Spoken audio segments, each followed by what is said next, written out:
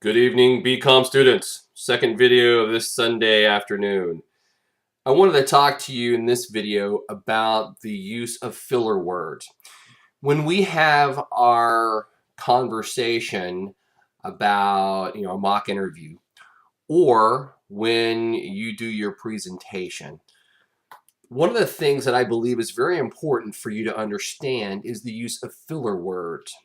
Filler words are those ums, ahs, you knows, that we use between sentences or between thoughts so people know that we're still talking. Well, you know what?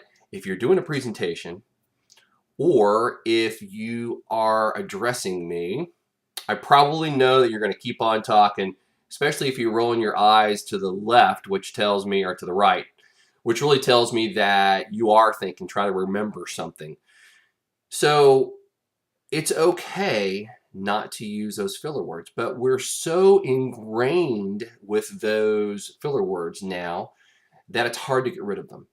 So what I want you to see is the difference between people who use them and people who don't.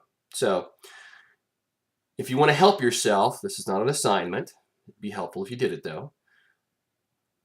Listen to your favorite news. Don't care what source it is, but I need somebody that's talking to you either live, the nightly news, or on the radio or whatever else. And listen to how they talk. And listen to those pauses that they take so they don't have to use those filler words. And you notice that I do it a lot. Now, I still use some filler words because it's hard to really get rid of. I guess if I was doing a professional announcer, I'd probably be able to get rid of those things. But since I'm not, it's hard to do. And it's natural. But some students, it's every other word or every other sentence.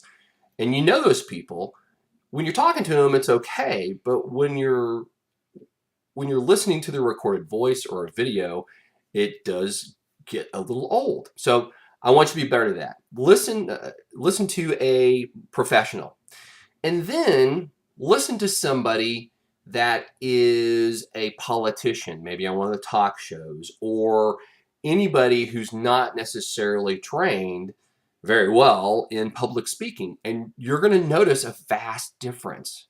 So let me help you with your IQ as far as other people. When you don't use those filler words, people automatically think you're a lot smarter.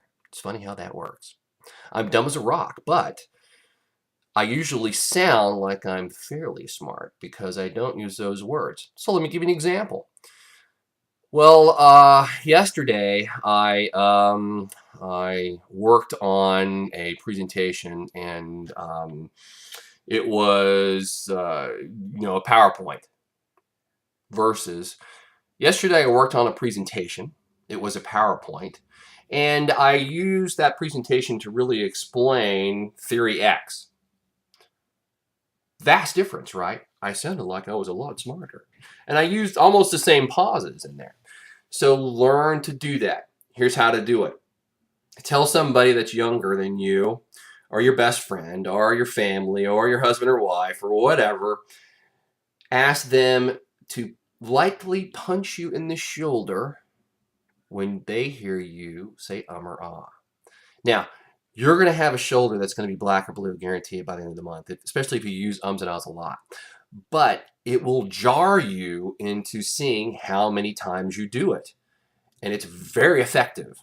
I told my 3-year-old daughter when I first started to think about, I need to get better at this. And I'm on the phone down the basement in my office, and I've got my feet up on the desk, and I'm talking to a friend, and I go, and I hear, wah!